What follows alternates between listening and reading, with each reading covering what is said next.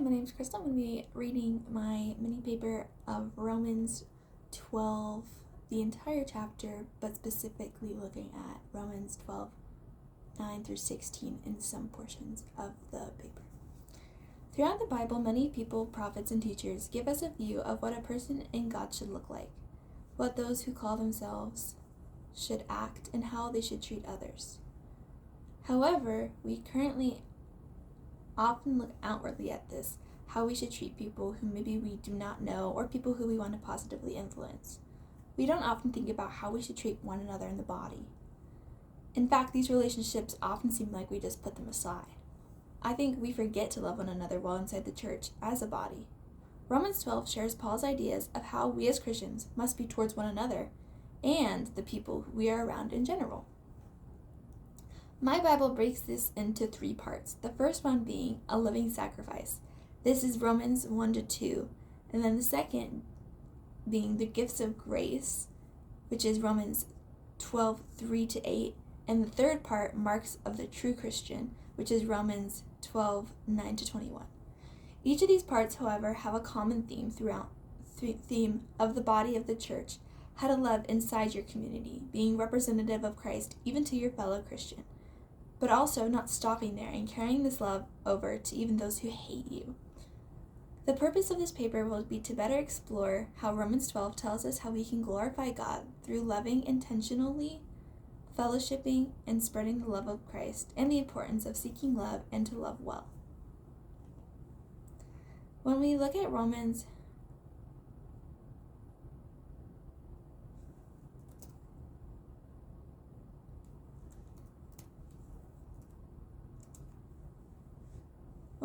Romans 12, there are very obvious things that we can see, and then there are some things that are almost seem misplaced. One of these might be the first section, being Romans 1-2. In this section, Paul introduces a letter, saying that he is talking to the people within the body of the church, saying, "I appeal to you, therefore, brothers, by the mercies of God, to present your bodies as a living sacrifice, holy and acceptable to God, which is your spiritual worship. Do not be conformed to this world, but be transformed by the renewal of your mind, that by testing you may discern what is the will of God, what is good and acceptable and perfect." This is found in the English Standard Version of the Bible in Romans 12, 1-2. In this section, Paul determines and is telling the others of the church and the Christians in the church. In this section, Paul determines and is telling others that the church and the Christians in the church are not to live by themselves, rather that they must live for God, metaphorically and literally sacrificing their lives for the worship and the glorification of God. In this, we are commanded to put aside the desire and worldliness that we are comfortable in, allowing transformation due to the renewal of Christ in us. I believe this section is critical for the rest of the chapter, when we recognize that the rest of the chapter is kind of a guide on how to be transformed in Christ, what it looks like, how we should act, and how we must be in Christ. The rest of the chapter echoes this sacrifice of our pride, power, desire, jealousy, and anger in order to glorify and worship Him well by loving one another well. In Romans 12, 9-16, Paul presents us with some ways that Christians should show love toward one another, in the church and in the world around us. As in this we will glorify and serve God. In this section begins with Paul saying, "Let love be genuine. Abhor what is evil, hold fast to what is good."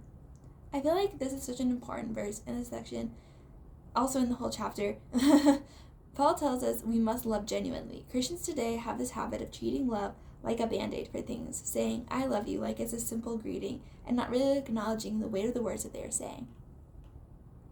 Loving genuinely is truly desiring to love someone well, to know them and to know how to love them, never expecting love back or expecting anything from that.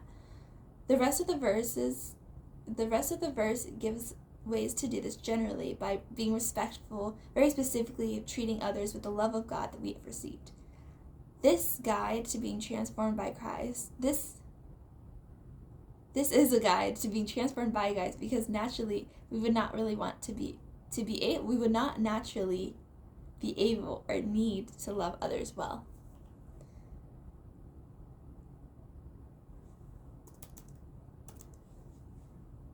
So what does that mean for us today? In Romans 12:9-16, we are told a few very important and impactful themes. In this section, it says, "Let love be genuine, abhor what is evil, and hold fast to what is good. Love one another with brotherly affection, and outdo one another in showing honor. Do not be slothful in zeal, be fervent in the spirit, serve the Lord, rejoice in hope, be patient in tribulation, be constant in prayer. Contribute to the needs of the saints, and seek to show hospitality. Bless those who persecute you, bless, and do not curse them. Rejoice with those who rejoice, weep with those who weep. Live in harmony with one another. Do not be haughty, but associate with the lowly. Never be wise in your own sight." I honestly feel like the whole entire section is filled with application points that we can use in our daily walk and in our conversations with people in and outside of the church. One thing I think we really need to recognize is the importance of love in this passage. This passage is centered on love, and it gives us instructions on how to love others and how to love God through loving others.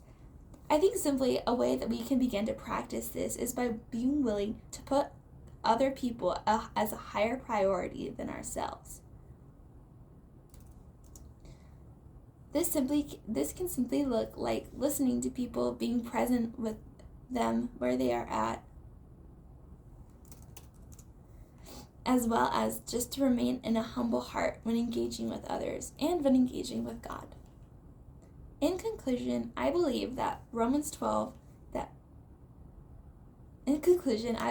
throughout Romans 12, we get an instructional guide as to how the church should engage with God and each other and the world.